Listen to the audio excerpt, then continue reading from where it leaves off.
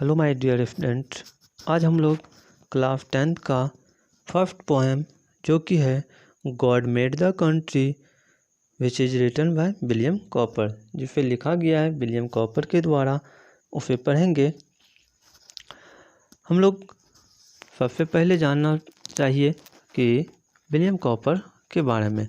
दोस्तों, यह जानना इसलिए ज़रूरी है कि आज आपका जो एग्ज़ाम अब जो होता है वो ऑब्जेक्टिव बेस्ड ज़्यादा क्वेश्चन होता है, जिसके कारण आपको राइटर से रिलेटेड क्वेश्चन भी ऑब्जेक्टिव में डाला जाता है। तो इसलिए हम लोगों को यह जानना ज़रूरी हो जाता है। तो आइए सबसे पहले हम लोग अबाउट ऑथर जानेंगे, उसके बाद हम पोएम पे चले जाएंगे। अब आइए जानते हैं अबाउट द ऑथर। तो आइए जानते हैं about the poet. William copper was a great English poet and हाइमोनिस्ट।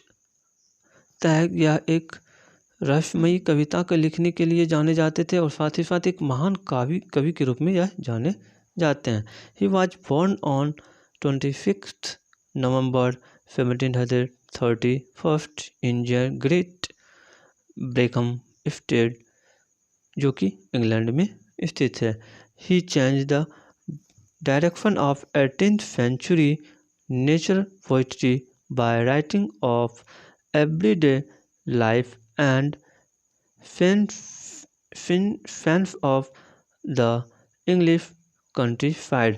तो यह जो इंग्लिश का जो कंट्रीसाइड का सीन है उसके बारे में, ग्रामीण एरिया के सीन के बारे में लिख करके इन्होंने पूरी तरह से जो नेचुरल पोइट्री था उसकी दिशा को ही बदल कर रख दिया। आगे तय यह जो है,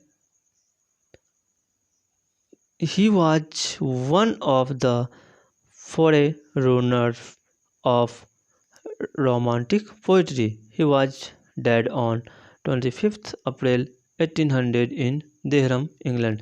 तो इनकी मृत्यु जो हो जाती है वह कब? 25 अप्रैल को 1800 ईस्वी में देहरम में, जो कि इंग्लैंड में स्थित हो जाती है। अब हम लोग इनका जो मेन वर्क है, यहाँ से आपको क्वेश्चन भी पूछा जाता है कि कुछ ये सब बुक का नाम दे दिया जाता है, पोएम का नाम दे दिया जाता है और उसके पोएट या बुक राइटर का नाम पूछा जाता है। The task the castaway on the receipt on my mother's picture, जिसे 1798 में लिखा गया। The diverting history of John Gilpin, जो कि 1782 में लिखा गया। आइए इससे रिलेटेड हम लोग इम्पोर्टेंट वर्ड मीनिंग जो है पोएम से रिलेटेड उसे देख लेते हैं। दोस्तों, वर्ड मीनिंग को बोलना लंबा हो जाएगा। अगर आपको अच्छा लग रहा है तो इस चैनल को सब्सक्राइब ज़रूर कर लें और बेल आइकन को भी प्रेस कर दें। तो दोस्तों, तब तक आप लोग वर्ड मीनिंग लिख लीजिए वीडियो को पॉज करके, या फिर आप स्क्रीनशॉट ले लीजिए। चलिए अब हम लोग चलते हैं मेन जो हमारी पोएम है उसको पढ़ेंगे। आइए चलते हैं पोएम के बारे में पढ़ेंगे। आइए, पोएम का शीर्षक है, heading title, God made the country. That means कि पोएट का कहना है कि ईश्वर ने जो है वह ग्रामीण एरिया को बनाया है, ना कि शहरी एरिया को। तो आइए पोएम के पढ़ते हैं, उससे आपको ज़्यादा क्लियर होगा।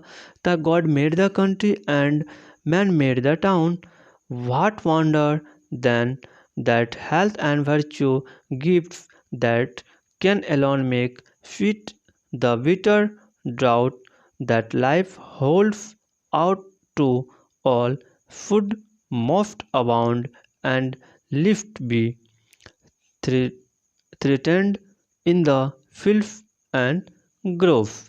आइए, तो है पोएट जो है वह यह कहता है कि भगवान ने जो है वह उन्होंने तो सिर्फ गांव को बनाया है, और यह जो नगर शहर जो है उसे तो आदमी ने खुद अपने से क्रिएट किया है। तो इसलिए कहता है इस बात से कोई आश्चर्य नहीं होगा कि यदि ग्रामीण एरिया में जो व्यक्ति रहते हैं वह स्वस्थ होते हैं और उनमें सद्गुण होते हैं, और वह उनके पास दुखों को झेलने की एक अजीब सी अपनी शक्ति प्रदान होता है उसे। The life holds out to all, food most abound, जो कि कष्ट से घिरा रहता है लाइट, उसको भी वह कष्ट को पार कर लेता है, इसलिए कि and lift be threatened in their fields and grove, क्योंकि वह अपने खेतों में और पौधों के ऊपर वह दिन प्रतिदिन बहुत ही अधिक मेहनत करता है, जिसके कारण से वह इस सब चीज़ों को आसानी से पार कर लेता है। तो आइए अगला स्टेंजा हम लोग देखते हैं। पोफिस ये देयर फॉर ये who born about in chariots and pedants, no to fatigue, but that of idleness and theft no fence, but such as art possess ye still your elements there only can you find। है आगे, there are minds like your can do no harm. अब poet जो है वह पहले paragraph में ग्रामीण के बारे में बताया, अब वह शहरी जन जीवन के बारे में बताता है।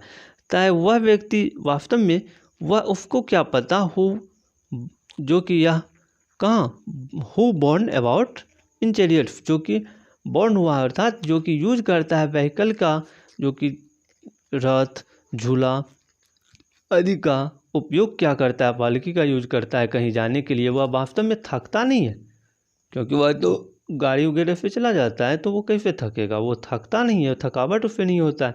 लेकिन फिर भी बट सच एज वहाँ पर बट दैट ऑफ आइडलनेस, लेकिन वह आलसी हो जाता है। वह थोड़ा फिर चलने के लिए बोल दो शहरी लोगों को तो तुरंत वो थक जाता है।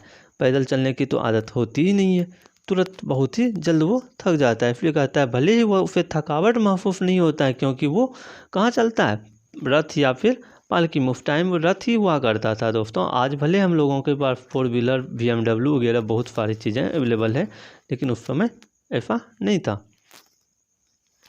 तो आइए, और उसके बाद कहता है and test no sense but that of but such as art possess ye still your elements। तय वहाँ पर जो शहरी क्षेत्र होता है वहाँ पर आविष्कार बहुत अधिक होता है, जिसके कारण वह आविष्कार की वस्तुओं को लेकर के वह अपने आप को शक्तिशाली बोलता है, शक्तिशाली महसूस करता है, जिसके कारण से उसके यहाँ उसके ऊपर possess your still your elements there only can ye fine. हाँ, वास्तव में उसके ऊपर फाइन भी होता है, वह मुस्कुराता है, इसलिए कि वो जो है उसे कोई दिक्कत नहीं है, क्योंकि वह तो खुशहाल है।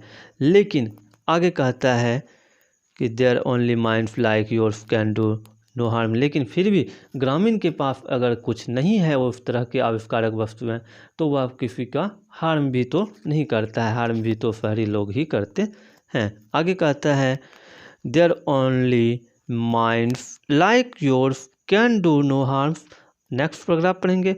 Our groves were planted to consoled at noon, then pensive wandered in their shades at eve, the moonbeam flying softly in between the sleeping leaves is all the light they wish, birds vibrating all the music। तो अब इसमें क्या है, फिर से ग्रामीण जनजीवन के बारे में बात करता है। तो हम लोगों के यहाँ जो प्लांटेड पौधे जो होते हैं कंसोल, वह जो तैयार होता है, वह पौधे के साथ जो हम लोगों के यहाँ जो चीज़ें हम लोग करते हैं, तो जैसे कि वांडर इन देयर शेड। और जब हम लोग वहाँ पर देखोगे आप ग्रामीण एरिया में, जो व्यक्ति काम करते हुए खेतों में काम करते हुए दोपहर में थक जाता है, वह व्यक्ति कहाँ चला जाता है, अपने उनकी छाया में। किसकी छाया में, शेड, वृक्ष जो होता है वहाँ पर बड़े बड़े, उनकी छाया में चला जाता है। किस टाइम, जब दोपहर को होता है। लेकिन शहर में अगर आप परेशान हो गर्मी से, तो आपको एक ही उपाय होता है कि आप रूम में जाओ, फिर AC कूलर जो भी होता है अपना अपना चलाओ। लेकिन उसके अपेक्षा अगर आप कहीं बगीचे में चले जाते हो, जो कि शहर में नामुमकिन सा हो जाता है फाउंड करना, लेकिन अगर ग्रामीण एरिया में देखोगे तो आसानी से मिल जाता है। तो किसान लोग जो होता है वह दिन में रेस्ट करने के लिए बगीचे में चले जाते हैं छाया में। और वहाँ की खासियत बताता है एट इव मतलब इवनिंग। द मून भी ऐसा लगता है जैसे चांद की रोशनी जो होती है वह बिल्कुल ही आपको हार्मफुल नहीं होता है, वह गर्मी नहीं देता है। ठीक उसी तरह से सन का जो तिरछी किरण होती है वह जब आती है तो ऐसा लगता है कि वहाँ पर जो लीफ है, बगीचा में जो पत्तियाँ होती है बहुत सारे, वह लगता है उनसे छन करके जो प्रकाश आता है वह उतना ही आता है जितना उसे ज़रूरत होता है। और इन सब इन माहौल का जो होता है असर बर्ड्स पे भी बढ़ता है। इवनिंग का देखोगे आप, बर्फ जो है वह चहकना शुरू कर देता है। कहता है बर्फ जो है बेबरिंग ऑल द म्यूजिक, बर्फ जो है वह म्यूजिक करना शुरू कर देता है। आइए लास्ट पैराग्राफ पढ़ते हैं।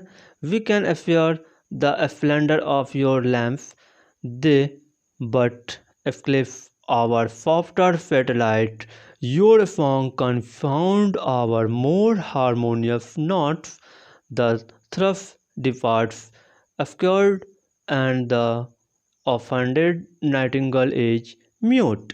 तय अब यहाँ पर बोथ साइडेड बात करता है। तय कि तुम्हारा जो शहर का जो प्रतिदीप्त लाइट होता है, बहुत तेज लाइट जो होता है, वह लाइट ग्रामीण एरिया में जो छोटी मध्यम लाइट होती है उसकी लाइट को फीका कर देता है, उसकी लाइट को दबा देता है। और ग्रामीण शहरी एरिया का जो हारमोनियस नोट्स होता है, मतलब असहनीय संगीत जो ध्वनि होती है, वह उसके कारण से कहता है थ्रफ, जो कि एक गाने वाली चिड़िया का नाम है, चिड़िया को थ्रफ कहते हैं, जो गाने वाली चिड़िया होती है। तो वह डिपार्ट कर जाता है, वह भाग जाता है। किस कारण से? स्कैर्ड होकर के, डर करके। और इतना ही नहीं, जो हम लोग नाइटिंगल जो कि गाने जो कि बहुत ही मधुर गाती है, तो नाइटिंगल भी ऑफेंडेड हो जाता है, वह भी चुप हो जाता है, म्यूट हो जाता है, अर्थात अपनी आवाज़ को पूरी तरह से बंद कर लेता है।